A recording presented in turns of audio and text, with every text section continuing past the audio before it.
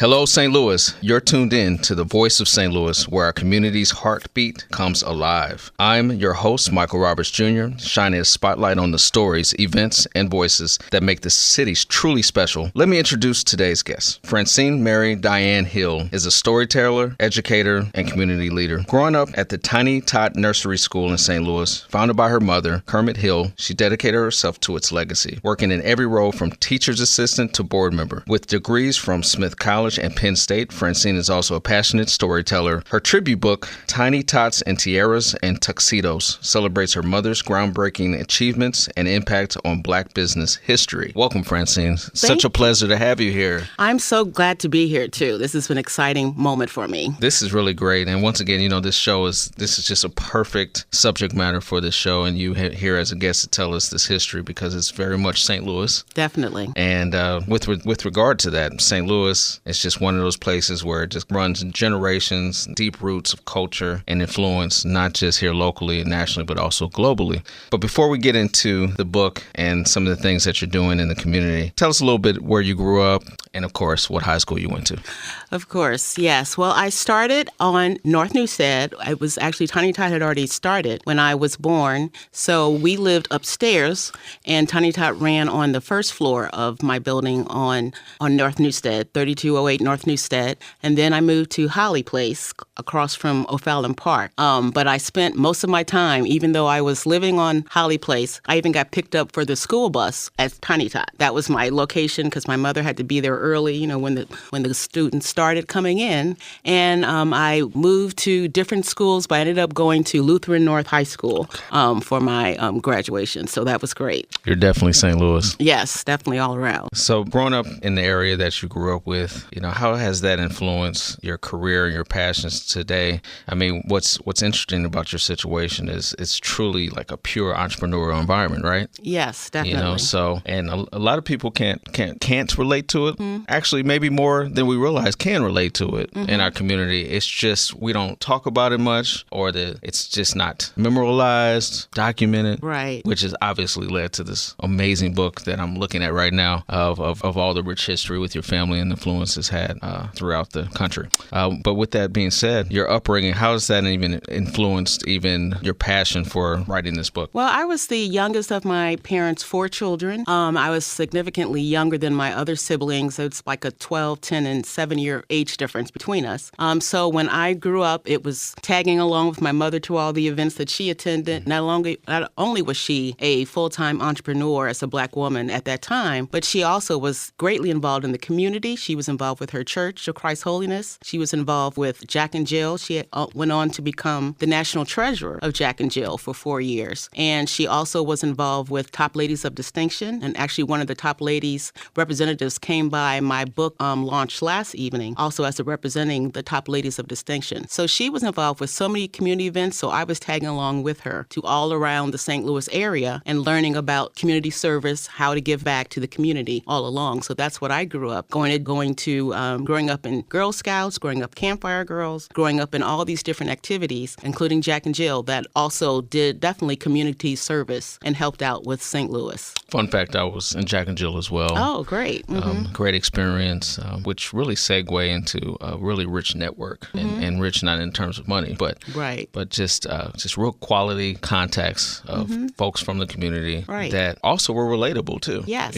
I think that's important. And within the community, there's micro communities within the community. Right. And although it's really important to have experiences with other groups and parts of the community, it's also important to find kind of home too, where you're comfortable and you're around like-kind people from all walks of life. But exactly. But I just felt Jack and Jill was one of those types of organizations. Yes, exactly. And there's actually a chapter in the book, Tiny Tots and Tiaras, about my mother being initiated into Jack and Jill at the Vagabond House, which is also another well-known established St. Louis icon. Yeah, absolutely. Before we dig into the book, tell the listeners where they can purchase your book, find your book, things of that nature. Well, I have Tiny Tots and Tiaras and Tuxedos has a website at tinytotbook.com where you can get it, but it's also available on Amazon, is available in Kindle edition. Also, Barnes & Noble, any local bookstore can get it for you. So it's available wherever books are sold. And a website? The website is tinytotbook.com. Also, there is Tiny Tot Alum. alums.com, which I have a lot of the alumni who graduated from Tiny Tots show their pictures of themselves then as a child and what they're doing today. So that also is another way for people to connect with what Tiny Tot was and how they have grown through 6 generations. It was around for 60 years. Wow, that's impressive. I really encourage everyone to go get this book because I'm just looking at the cover here, and it's a beautiful cover of 2 children, a young man, young child, Yes, but a man, young man. my brother. That's your brother right Yes. there? It looking really clean. Yes. And a tuxedo with the white tie and everything. White bow tie, yes. And that's you? No, that is actually Susan Chapman, who was in the book. It's a Tom Thumb wedding, and my mother is in the background, which also the reason I picked this picture is that my mother always put the children first up front, and she was always in the background directing from the backstage, sort of. So this is a perfect depiction. This is why I selected the book, because she had these famous Tom Thumb weddings. She had the royal coronations with the king and queen coronations, where she imagined young Black children in royalty, and which also helped with their self-esteem. And she also had the cap and gown graduations with salutatorians as well as valedictorian speeches, even at Tiny Tot age. So this was another way to get the children to be more confident in each other and to show roles of nobility as well as roles of leadership. In your experience being with your mother and in these rooms, in these circles, what kind of experiences, not only for yourself, but as you also observed other children going through this program, what did you experience, that kind of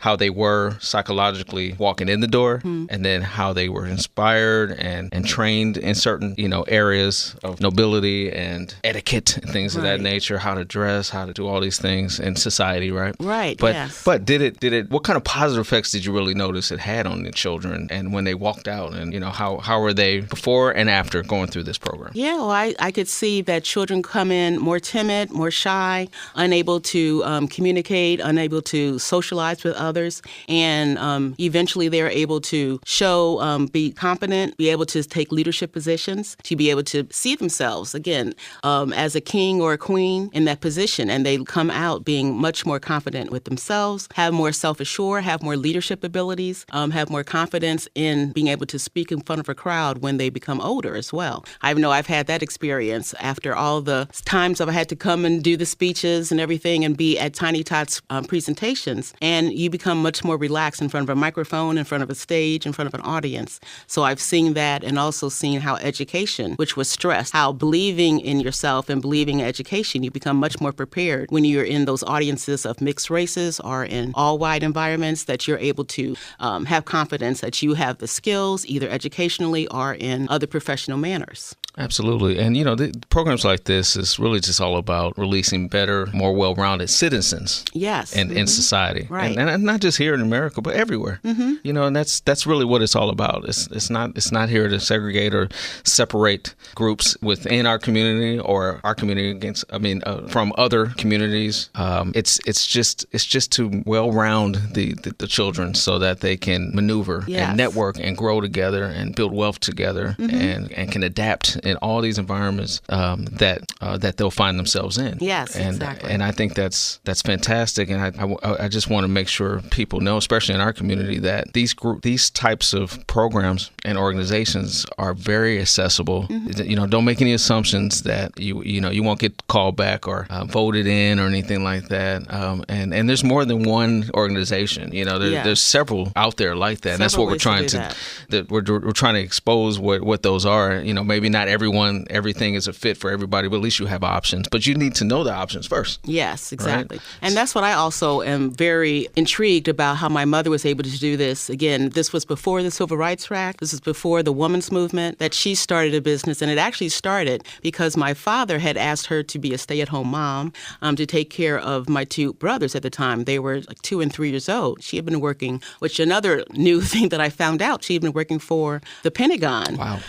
Safeguarding World War II secrets while he was off fighting in the war. And so she had been doing that for quite some time and, gained notoriety in the government. Did you know anything about this government connection? No, I had no idea. She just said she worked various government jobs while my father was fighting the war. And after doing research with the National Archives, I found her record and saw that she had a highly classified position. Wow. It was very amazing to see that, again, this was in the 40s even, much further back. So in those conditions of segregation, segregation and Jim Crow, that she was able to make these accomplishments and achieve all these things gives me belief and strength to know that, I can do that in this time as well. Do you have a sense of where she even obtained those types of skills and just the know-how, how to maneuver and things like that? Or do you think it was just the way she was just wired and she was able to just adapt as things went on? I mean, I'm sure there was some influence with her mother, father, and maybe beyond, but do you know any of that history? Well, I think it's more that her personality. And even when she got into her 70s,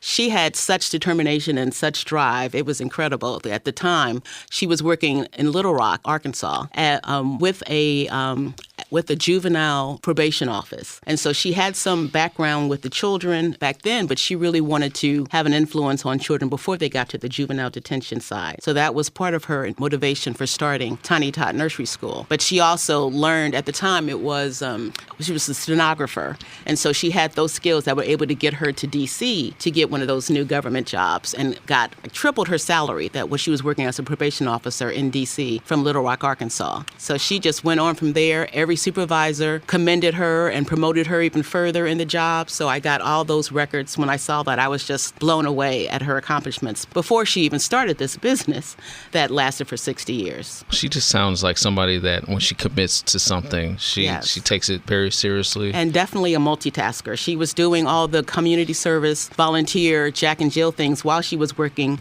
and owning a full-time business as an entrepreneur. And still raising you all during all right. Don't forget the mother and the wife part, yes.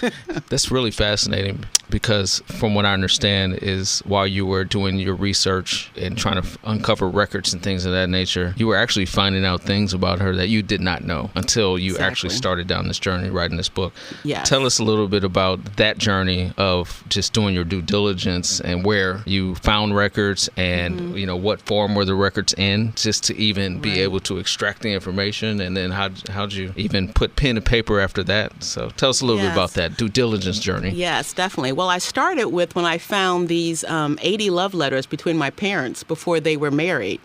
She was in Little Rock, Arkansas. He was in college in Prairie View, Texas. And so they would write each other every week. So I found these letters that were phenomenal. A side of her I didn't know. I didn't know that she liked to go to the movies. I didn't know that she was someone who liked to dance at the juke joint. I didn't know any of these things. So she was definitely very determined to get out of Little Rock. She had no intention of staying there, and she had plans of doing something better. And she even said in one of the letters, like, will I ever accomplish more than what I already have? So yes, she definitely did.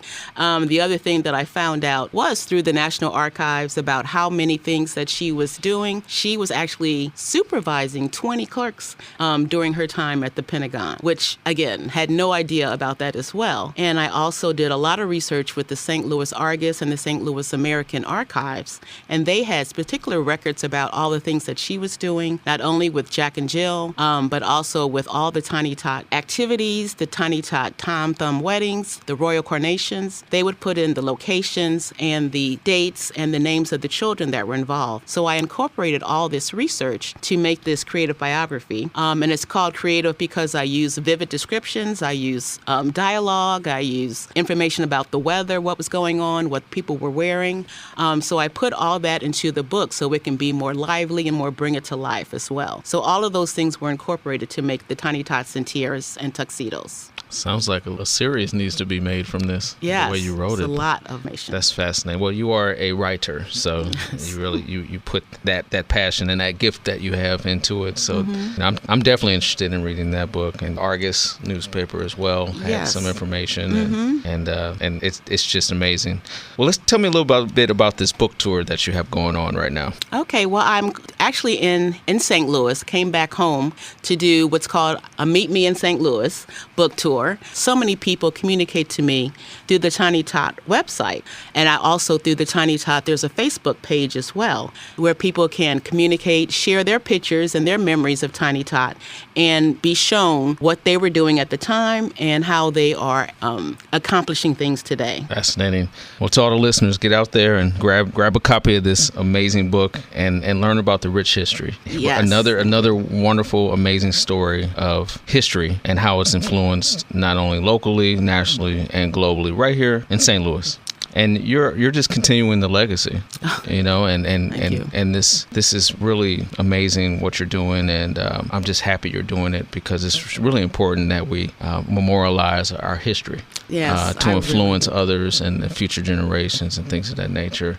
So to the listeners, you can find the book on the website at tinytotbook.com or on Instagram at tinytotbook, on Facebook, Tiny Tots in Tiaras and Tuxedos, and so on and so forth. Thank you so much for joining us today on The Voice of St. Louis. It's definitely a real honor to have you here, and I just appreciate you coming today. Thank you so much. Thank you for having me. I really enjoyed it. That's a wrap for today's show. Thank you for tuning in to The Voice of St. Louis with Michael Roberts Jr. Remember, our community's strength is in our stories, and your voice matters. Keep supporting local events, uplifting each other, and staying connected. Until next time, stay proud, stay united, and keep the spirit of St. Louis alive. Peace and community love. See you next week.